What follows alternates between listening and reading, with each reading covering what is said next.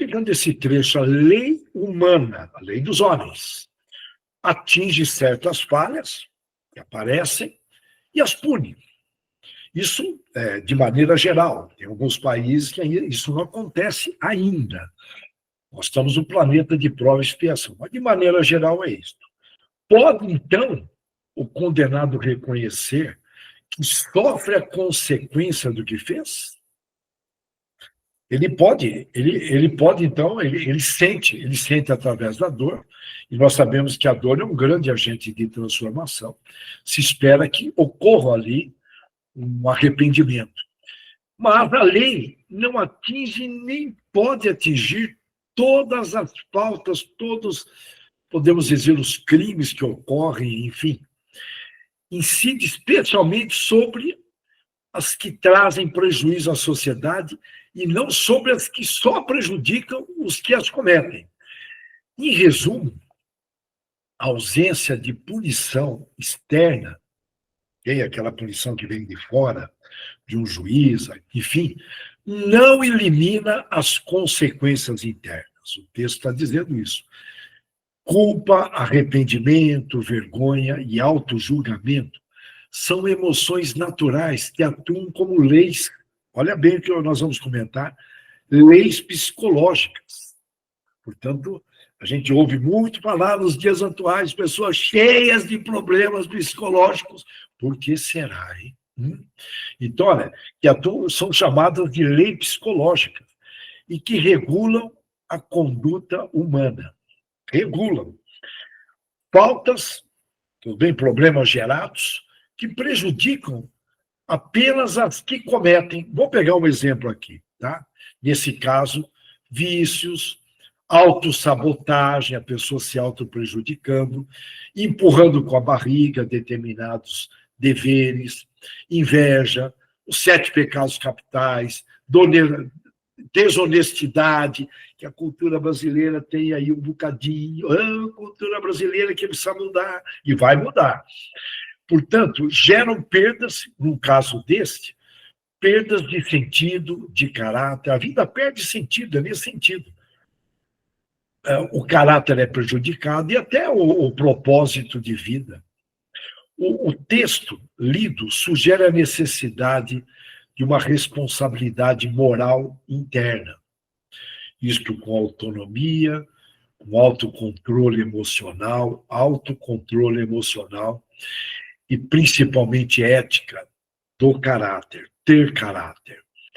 A neurociência que está evoluindo aí, estuda aqui como que funciona o cérebro, memória, enfim, como que o funcionamento, podemos dizer, pleno do cérebro, explica que as nossas ações, o que a gente faz, são avaliadas não apenas pelo sistema jurídico da comunidade, do país, da cidade, mas também, segundo a neurociência, por mecanismos internos do cérebro.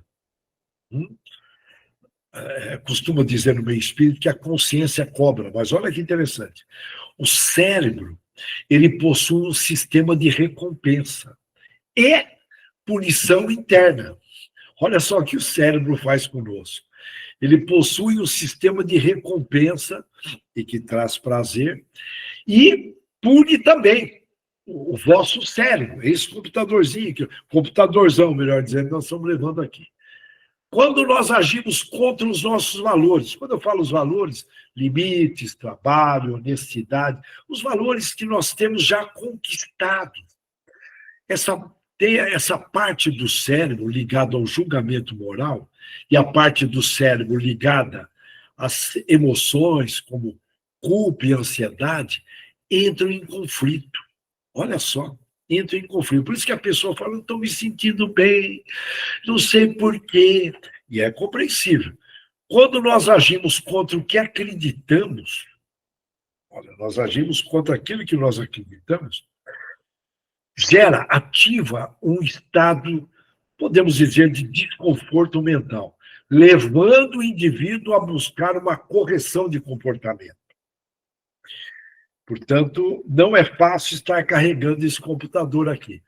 Mesmo sem a punição externa, essas falhas pessoais geram sofrimentos é chamado de neuropsicológico, podendo evoluir, em alguns casos, para estresse, depressão e até podemos chamar assim, autodesprezo. A pessoa começa a se autodesprezar, quando isso vai sendo acumulado.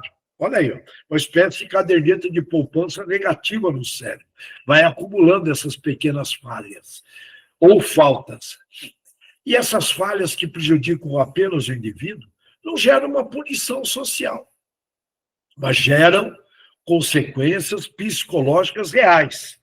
Por isso, eu vou repetir, por isso que as clínicas estão cheias. Pessoas cheias de problemas foram acumulando, sem dar bandeira, o tal do fingimento. Né?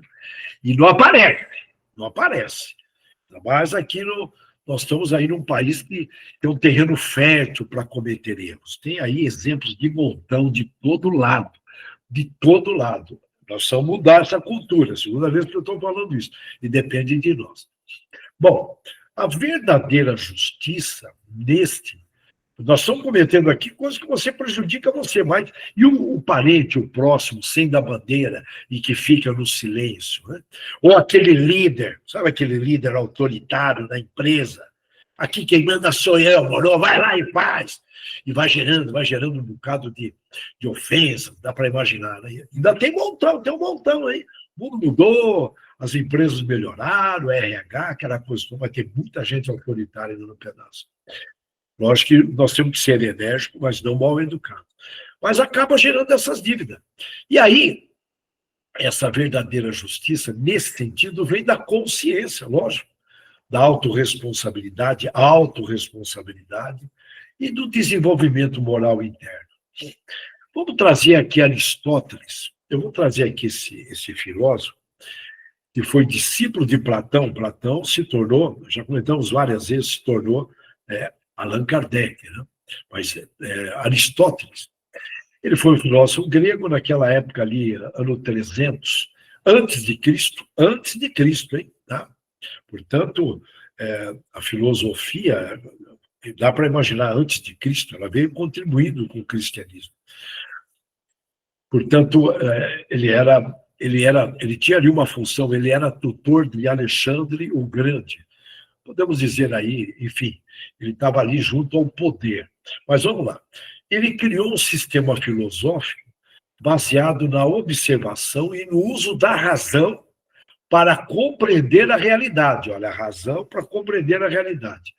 No final da vida, ele deixou Atenas, segundo fala dele, para evitar perseguição política e disse: não permitirei que os atenienses pequem duas vezes contra a filosofia. Lembrando a execução de Sócrates, que teve a oportunidade de cair fora, mas ele falou: não, eu vou seguir direitinho, se vocês estão me condenando, eu tomo o veneno, a cicuta. E ele, o nosso amigo, eu ia falar Allan Kardec, desculpa, o Aristóteles, tá? Desculpa, eu estou aqui. O Aristóteles, ele que introduziu a ideia de virtude com equilíbrio. Segundo Aristóteles, a verdadeira moralidade não depende das leis externas, mas do aperfeiçoamento do caráter.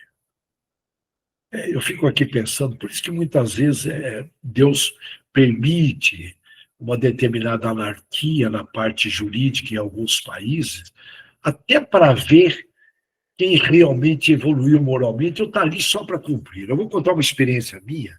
Eu estava fora do país, Estados Unidos, já comentei nos estudos, 1986, e estava lá um grupo de pessoas, uma festinha, e o alemão bebeu, e ele falou: vou tirar a roupa e se jogar na piscina. Eu virei para ele: meu, mas você não é alemão? Ele falou: eu sou alemão na Alemanha.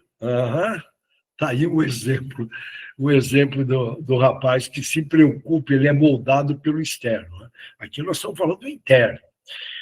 E tivemos que segurar o menino, bêbado, queria tirar a roupinha dele e pular na piscina nu. Menino, alemã! Sou alemã na Alemanha. Bonitão. Aqui não. Então, voltando para cá, Aristóteles dizia: o bem verdadeiro é aquele que aperfeiçoa a alma. Olha, merece parar. O bem verdadeiro é aquele que aperfeiçoa a alma. Assim como não foi dito no texto, Aristóteles diferencia o que é legal do que é virtuoso. A lei pode, mesmo porque a lei está evoluindo, a lei dos homens, a lei pode não punir o egoísmo, a preguiça. Tem aí tem algum sistema jurídico que, muito pelo contrário, muitas vezes, mas algum sistema jurídico que pune o preguiçoso, não, não, que eu saiba, não. A covardia, o orgulho, mas esses vícios, eles corrompem a alma e impedem, segundo Aristóteles, de você ter uma vida plena. Existem falhas não punidas pela lei, mas que degradam moralmente quem as comete. E nós estamos num mundo aí de muita transparência, viu? Então, até eu acredito que vai chegar um ponto que até esses cometimentos internos ali na família, que ninguém dá bandeira, é melhor silenciar, amigo do amigo, aquela conversinha, né? Isso tudo vai aparecer, já está aparecendo, né? É incrível. Aqui eu tenho que trazer Immanuel Kant, outro filósofo alemão, nesse caso, século XVIII. Ele foi o criador do criticismo. Ele buscou, portanto, tem a ver com crítica, análise crítica. Ele buscou conciliar a razão, o pensar, junto com a experiência, com a vivência. E ele revolucionou praticamente o pensamento numa obra chamada Crítica da Razão Pura. Ele defendeu que o conhecimento humano depende tanto do sentido vivenciar, fica até melhor, né? Ou cheirar, ver, falar, quanto da estrutura racional da mente. E ele era muito disciplinado, ele decidiu nunca mais mentir, significa que ele mentiu durante um período, né? Nem em situações difíceis. Chamou muita atenção. Ele decidiu nunca mais mentir. Está de mentira. E a sua frase mais famosa, que é: duas coisas me enchem de admiração. Isso aqui é para guardar, viu? Duas coisas me enchem de admiração. O céu estrelado, lembrei dele hoje, que eu dei uma olhadinha à tardezinha. Olha, o céu estrelado sobre mim e a lei moral dentro de mim. Ele usava muito esse termo, a lei moral dentro de mim. Dormia pouco, trabalhava muito, um grande exemplo. E, portanto, ele chamava lei moral dentro de nós. Ele especificava muito isso. Ele batia muito nessa tecla, né? Portanto, a responsabilidade moral é individual e não depende da vigilância externa. Países mais evoluídos um tempo atrás, porque agora teve uma mudança enorme no planeta Terra. Na década de 80, o planeta Terra estava num bom momento, junto aos países de primeiro mundo.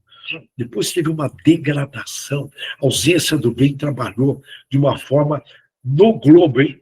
É interessante, nós temos que prestar atenção, porque não é brincadeira. Por isso, o Brasil, pátria do Evangelho, nós temos que orar para o mundo todo. Não é só para os nossos familiares, para o mundo todo. Eu estou defendendo isso porque não é brincadeira. Tá? Viemos, já recebemos salário antecipado, nós espíritas viemos no umbral para chegar aqui, pelo menos orar para todos, indistintamente. E para o planetão. A missão do Brasil, pátria do Evangelho, os Estados Unidos tem outra missão. E a Alemanha tem outra missão, cada país tem a sua missão. E não dá para a gente deixar de trazer o Viktor Frankl. Viktor Frankl, ele desencarnou em 1997, é recente, foi um psiquiatra e filósofo austríaco. Ele sobreviveu aos campos de concentração nazistas, okay? Família judia, e a partir dessa experiência ele desenvolveu a sua principal tese, a busca do sentido e a motivação. Olha, a busca do sentido na vida. Qual é a sua grande causa? Qual a razão sua de estar aqui? E a motivação central da vida humana. E detalhe, os manuscritos dele foram confinados. E ele ficou, bom, para ter uma noção, ele ficou em Auschwitz, que foi o campo de concentração. Ali ele, é coisa de Deus, para ele ter conseguido sair dali, trazer essa experiência para nós, fora de série. Ele escreveu Mentalmente, portanto, seu livro mais famoso, Dentro do Campo de Concentração. E em vez de se revoltar, ele transformou o sofrimento em reflexão. Eu falo isso, sabe por quê? Eu estou batendo essa tecla? Porque com esse excesso de informações, estão tirando o pensamento crítico da comunidade. Ah, essa moçada fica ali passando o dedinho nos Instagram. E eu perguntei para o João, agora, eu estava aqui junto, eu estava olhando o celular junto com o rapazinho, eu falei, mas peraí, volta lá naquele outro. O que você analisou sobre aquilo? Ele nem lembrava. Uma superficialidade. E você vai conversar com uma pessoa dessa, defende como se soubesse. Fala com firmeza, não? E defende opiniões, mas não fez nenhuma análise crítica. Inclusive, esse excesso, eu estou para dizer que visa tirar a análise crítica, porque é raro as pessoas pararem para pensar. Elas estão delegando para o Google, delegando agora para a inteligência artificial. Então, o que está virando o ser humano? Eu estou aqui me perguntando, muitos não têm tempo para pensar. Nós aqui, inclusive, estamos tendo esse tempinho aqui para analisar, refletir, mas muita gente ouve isso e aceita, sem questionar. Os filósofos questionavam. Lógico que aqui nós não temos esse espaço, mas, por favor, se alguém não aceitar uma fala dessa, passa aí para nós aí um e-mail, a gente dá um jeito de responder. Mas tem que questionar tudo. A ausência do bem está trabalhando aí de uma forma que eu nunca vi igual. Então, olha, voltando aqui para ele. E ele, o Viktor Frankl, eu estou pegando aqui um gancho. Ele atendeu pacientes até os 92 anos. Ele dizia, enquanto a vida, há a possibilidade de ter propósitos. Portanto, ele defendia que o ser humano, independente do sofrimento, ele pode escolher sua atitude. E por que eu estou trazendo ele? Ele batia na tecla, se não for juridicamente responsável, tá, será existencialmente responsável se cometer um erro. Olha bem, e a gente sabe aí, grandes advogados e tão bom de conversa, fazem defesa, e de repente a gente vê aquele irmão que aprontou para caramba, ele está imune, tá na boa. Mas, fala do Viktor Frankl, ele será responsável existencialmente. Então, vem a cobrança. Eu estou aqui numa linguagem dos filósofos. Nós, kardecistas, sabemos que lei da ação e reação vem mesmo. Cada um deve responder pela própria vida. Cada um deve responder pelos seus pensamentos, seus sentimentos, seus desejos, suas falas e suas ações. Quando a pessoa comete uma falta que prejudica a si mesmo, como vícios, segundo Viktor Frankl, orgulho, fuga de responsabilidades, pode não sofrer essa punição legal, mas sofrerá um vazio, que geralmente o pessoal fala nas clínicas, é um vazio, eu não consigo entender, doutor, ou psicólogo, eu não consigo entender, é um vazio. Aí a explicação. E a vida perde sentido, portanto, é algo para a gente refletir. Eu estou trazendo aqui mais um, eu vou trazer mais um, o Sócrates, o filósofo, lá de... ele nasceu em 469, eu guardo antes de Cristo. Ele foi um filósofo grego, não deixou nada escrito, tudo que sabemos vem de seus discípulos, inclusive Platão ajudou muito como discípulo de Sócrates. Ele defendia que o verdadeiro conhecimento nasce do autoquestionamento, você se autoquestionar. Mas por que eu dou tanto moral para o meu vizinho? Por que eu tenho que parecer melhor do que meu vizinho? Por que eu tenho que estar com isso, um carro 0 quilômetro, sociedade? Por que eu tenho que prestar conta, a sociedade me ver como bonitão? Por quê? Tem que fazer essas perguntas. Se você não faz essas perguntas, eu estou pegando aqui um exemplo, hein? Tá? Se você não faz essas perguntas, com certeza você não tem aí um verdadeiro conhecimento sobre si. Não se autoconhece. Então, é facilmente manipulado quem não se autoconhece. Os obsessores adoram, gostam de pessoas que não questionam, não se autoquestionam, não voltam para o departamento eu, no silêncio, desliga tudo, televisão, e fica ali falando, eu preciso pensar sobre isso. Por quê? Escreva num caderninho. Por que que eu dou tanto moral para esse parente meu quando fala uma abobrinha? Fico, eu fico, eu fico, eu nem vou usar os termos que são usados aí popularmente. Por quê? Tem que fazer essas perguntas. Portanto, nós estamos falando aqui de Sócrates, né? Vivia ali de um detalhe importante, ele vivia de uma forma muito simples. Ele ensinava sem cobrar, discutia ideias nas praças de Atenas, embaixo das árvores, com qualquer pessoa. E ele dizia, uma vida sem reflexão não vale a pena ser vivida. Eu estou vendo aí uma geração sem reflexão. Eu estou vendo geração em meia-idade, estão caindo aí nas vidas, a televisão ainda usa, acredito eu, não posso afirmar, mas não tem lei que cobra aqui no Brasil, lei externa, a propaganda subliminar, estão ali, ó, viciadinhos, né? Estão ali sendo conduzidos. Né? Então, a vida sem reflexão não vale a pena ser vivida, segundo Sócrates. Ele andava descalço, pobre, com aparência descuidada, mas de uma grande inteligência. Foi enviado de Jesus, né? Foi por Jesus.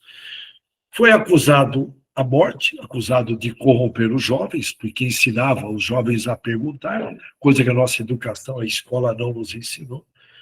E ele foi condenado por corromper o jovem e desrespeitar os deuses da cidade. Olha só. Ele teve enfim, ele teve a chance de fugir, conforme eu comentei, e não quis fugir. Portanto, ele seguiu, obedeceu às leis de Atenas. Casado com... Esse caso aí teve um pouquinho de humor. Vale a pena a gente sorrir um pouco. Ele foi casado com Xantipa, uma mulher conhecida pelo seu temperamento fortíssimo. Sabe aquelas mulheres que quando elas vão se aproximando, você sente o passo dela. Você fica até assustado. Segundo, eu li um texto do Sócrates há um bom tempo atrás, que você sentiu o passo dela pesado. Sabe aquelas mulheres bravas? E ele dizia com humor, olha, casa, orientava o jovem, casa, vale a pena casar. Agora, se você arranjar uma boa esposa, você vai ser feliz. Se arranjar uma má, sabe o que vai acontecer? Você vai se tornar filósofo. Portanto, estava explicado. Ele tinha um senso de humor. A primeira vez que eu li isso aí, eu ri, eu estou rindo novamente. E ele dizia o seguinte, o pior mal não é sofrer a injustiça, mas cometê-la. Porque ao cometer uma injustiça, mesmo sem punição, o indivíduo fere a sua própria alma. Olha que fala inteligente de Sócrates antes de Cristo. Olha, eu vou repetir. Se o indivíduo comete uma falha, mesmo sem punição, ele fere a sua própria alma e, logicamente, deteriora, podemos dizer, o seu caráter. Pô, aqui entre nós, ferir a sua própria alma é falta de amor verdadeiro. O cara não se ama, a pessoa não se ama. Percebeu? Olha que fala inteligentíssima antes de Cristo. Nós devemos muito à Grécia, devido à filosofia que ela exportou. A Grécia teve uma missão muito nobre. Lógico que a missão vai evoluindo. E, com relação ao texto, Deus, porém, quer que todas as suas criaturas progridam. Lógico, nós somos filhos de Deus. E, portanto, não deixe impune qualquer desvio do caminho reto. São leis de Deus. Não há falta alguma, por mais leve que seja, nenhuma infração da sua lei que não acarrete forçosas e inevitáveis consequências, conforme o texto foi lido. Chegou até a usar o termo será punido por aquilo que pecou, uma linguagem bem católica, pecado. Né? Olha, as nossas atitudes, elas criam resultados que não dá para prever em nossa vida. positivo ou negativo, prevê nada. Resultados inevitáveis em nossa vida, que podem ser positivos ou negativos. Negativos, depende do que a gente faz. Isso nós temos que usar, pensar no risco, probabilidade, consequência, antes de fazer. Nós estamos numa sociedade aí rápida, acelerada. Eu estava no supermercado recentemente, e um senhor velho, cara, eu vou trazer outra vez, isso não é possível. Eu estava no Atacadão aqui em Bauru, e ele e a esposa, o senhor devia ter quase 80. Ele me orientando para ser mais rápido. Eu falei, mas o senhor está com pressa, não é possível. Era fora de horário, ninguém estava trabalhando, eram umas 19 horas. Eu falei, meu senhor, aí a esposa olhou feio para mim, me fez lembrar de Xantipa. A esposa olhou feio, mas olhou feio mesmo. Falei, o senhor está com pressa? Eu falei, olha, é que eu já tinha passado algumas coisas, e uma moça do caixa olhou, sorriu. Falei, olha, o que está rolando? Por que tanta pressa? Vamos dar uma diminuída, isso não faz bem. Entope a veia, ansiedade. Ansiedade entope a veia, pior do que cigarro. Mata 5 vezes mais cigarro. E a moça do caixa riu a hora que eu fui, e a esposa dele, assim, toda meio chique, os dois levavam jeito aí, uma classe média alta, olhou feio. Olhou feio, eu falei, não tem problema, mas eu estou aqui. Eu adoro ver essas experiências, podemos experimentar, ver reações. E o que está acontecendo com essa sociedade? Não está conseguindo parar? Tem alguma coisa errada.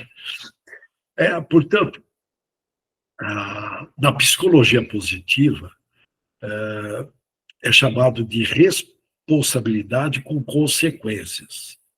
Então, nós temos a autorresponsabilidade de pensar qual que é o risco, tudo bem, qual é a perspectiva, podemos perguntar, qual é a probabilidade, qual é a consequência. Mesmo ações pequenas, aparentemente insignificantes, acumulam efeitos psicológicos e comportamentais. Guardem bem, acumulam. Acumulam, vai acumulando. Eu estava no trânsito e simplesmente entrei, mas veio um camarada, mas numa velocidade, buzinando, não tinha como, o carro da frente estava parado dele, e o cara, eu falei, vixe, eu lembrei, vai acumulando. E eu vi que ele jogou uma energia, tive que fazer uma oração no ato para ele.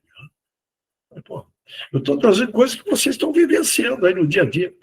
Bom, isso é conhecido pela psicologia positiva de lei do acúmulo moral, ou efeito bola de neve. Vai acumulando coisinhas pequenas. É que nem o cupim na beira da estrada. Que é uma larvinha, dá uma cuspidinha, junta um pouquinho de areia, alguns grãos de areia, e monta aquele castelo, que é o cupinzeiro. Depois, o pessoal não dá moral para, isso aí é pequeno, não tem problema, pode fazer, tá? Pode uma pequena enganação. E aí, pequenas atitudes moldam os hábitos. E com isso vai construindo um caráter. E destino. Gandhi sempre falava nisso. Olha, cuida de cada etapa. Se o pensamento não é positivo, isso vira de alguma forma, eu estou resumindo, tá? Vira uma fala negativa. Se a fala não for positiva, isso vai caminhando para virar ações. Vou resumir. Ações vai virando hábito, e hábito vira valor, valor vira destino. Mais ou menos assim ele falava. Tem que tomar cuidado, né? Começa ali sem dar muita bandeira e vai ocupando espaço. Esse conflito psicológico cobra. É um conflito, né? Eu estou aqui na linguagem da psicologia, por favor. É um conflito mental, vamos usar esse termo. E aí cobra seu preço, né? O sentimento de culpa, baixa autoestima, ansiedade, moral. Acaba adquirindo autoaversão, né? Deixa de gostar de si. Portanto, só para reforçar, o texto diz, esse texto, que o homem é sempre punido por aquilo em que pecou. Sempre é punido. E, portanto, conclusão, do ponto de vista psicológico e da neurociência, podemos reinterpretar com o maior respeito, hein? A lei de Deus, eu estou pegando uma linguagem da ciência, como lei de causa e efeito da vida mental. Olha, Lei de causa e efeito da vida mental. Isso a neurociência e a psicologia positiva traz isso abertamente, falando de lei de causa e efeito. Olha que coisa linda. E assim, Deus traz o princípio universal da ordem, a ordem como organização, evolução e consciência. E a punição, esse termo não é utilizado por Deus, muito pelo contrário. Mas a psicologia positiva, a neurociência, diz que a punição é uma consequência natural das escolhas que a pessoa faz. É uma consequência natural das escolhas que a pessoa faz e que educa e convida a pessoa ao progresso. Olha que ponto, a ciência está falando a linguagem de Cristo, a linguagem de Kardec. Olha, a punição, vou repetir porque é muito bonito. Consequência natural das escolhas. Nós somos as nossas escolhas. O que está rolando hoje conosco é resultado das nossas escolhas. E essa punição educa e nos convida para progredir. É a coisa mais linda. Olha que coisa linda. Portanto, eu vou dar uma pequena aceleradinha aqui. Eu queria só deixar um recado, mas bem rápido, porque o tempo está indo. Nós temos muitas influências em cima de nós. Não é fácil. Aquela primeira ideia que vem é perigosa, tem que prestar atenção. As provas e expiações. O primeiro impulso físico, surge qualquer situação. Tem pessoas que dão tapa, dependendo de uma fala. Tem que tomar muito cuidado. Os complexos de inferioridade, superioridade, as fantasias infantis, sabe? Aquelas fantasias que a sociedade, a família, os pais, enfim, a escola. A cultura do país, aqui a cultura do país é desconfiar primeiro para depois confiar. Nos Estados Unidos, década de 80, 90, confiava, depois desconfiava, depois virou essa baderninha que está lá, na minha opinião, tá? Mas estão corrigindo, graças a Deus. As metas pessoais, as heranças dos pais, DNA, estímulos ambientais, você dentro de um presídio é uma energia mental, dentro de um culto, uma igreja, uma reunião espírita, é um outro papo. Os valores da família, as energias da relação, a pessoa tem certas pessoas que chegam perto, se sente bem, outras não.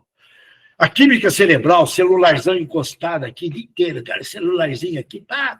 Põe o fone de ouvido, cara, já estão comprovando que afeta no cérebro. Oh, não é brincadeira, micro-ondas na cabeça.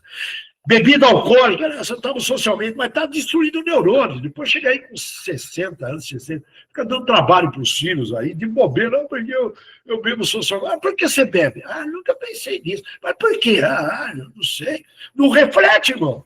Então, olha, aqui vai uma dica bem legal para a gente ficar bem esperto, hein? Tá? Se nós estamos estudando aqui é porque nós queremos ficar bem espertos. Vocês me entendem a linguagem popular. Aí vem a pergunta, em quais direções eu tenho de ficar de olho todos os dias para ter consciência plena da realidade que vai se apresentando, para eu não cometer erros? Todos os dias nós temos que olhar em 6 direções. Para frente, prestar atenção se eu planejei estar na direção correta, porque a pior coisa que tem é a competência e inteligência na direção errada. Para trás, relembrar os erros que eu cometi, experiências equivocadas, experiências boas também, não perder esse arquivo, que é muito importante. Para baixo, prestar atenção no dia, se eu não estou pisando em alguém, sem querer você conta aquela fofoca. No meio religioso é muito comum. Você ficou sabendo, e de repente começa a degradar a pessoa. Como tem gente fofoqueira em todo lugar, nas famílias, em todo lugar, tem gente que não consegue controlar a língua, tá prejudicando. Aí vai acumulando, depois gasta todo o dinheirinho com os psicólogos. Tem que rir. Não é para chorar, não, tem que rir. É muita ingenuidade fazer isso. Pô, nós estamos sabendo. Cuidar a partir de hoje. Será que eu estou prejudicando alguém numa fala? Olhar para os lados, olhar no lado. Será que eu posso contar com essa pessoa que está ao meu lado aqui? Amigos, é só na diversidade que a gente conhece, viu? Olha que no bem bom, todo mundo fica ali alisando. Né? O presidente fica todo mundo ali em cima, o governador, autoridade. Não é nem autoridade, é autoridade, fica todo mundo alisando. Será que também essa pessoa ao lado está precisando de algum apoio da minha parte? É uma perguntinha. Olhar para dentro. Voltem, nós já falamos isso um bocado de vezes, mas nós temos que repetir, porque pouquíssimas pessoas praticam isso. voltar para o departamento eu, se desligar do mundo, fazer um balanço do meio período, pelo menos na hora do almoço, fecha os olhinhos, vai lá em algum lugar, no banheiro, em qualquer lugar, você não pode sair da empresa, fecha os olhos, dá uma refletida, faz um balanço, voltar para o departamento e perguntar onde eu vacilei, onde eu posso melhorar. Os pontos, olhar para dentro é olhar e falar e que pontos que eu posso melhorar. Olhar para cima. Olha, 6 direções, hein? Olhar para cima e saber que Deus está nos amparando sempre. E o que eu não tenho controle, deixar para. Está na mão de Deus. Por que a gente quer controlar o que a gente não tem controle? Deixa na mão de Deus, confia. Isso é ter fé, se desenvolver, entrega para Deus. Essa é a dica para nós estarmos aí tocando a semana, olhando essas 6 direções, desde quando você começa o dia, ok? Então, olha, eu desejo a todos uma extraordinária semana, com refletindo em tudo que nós falamos aqui, com a graça de Deus.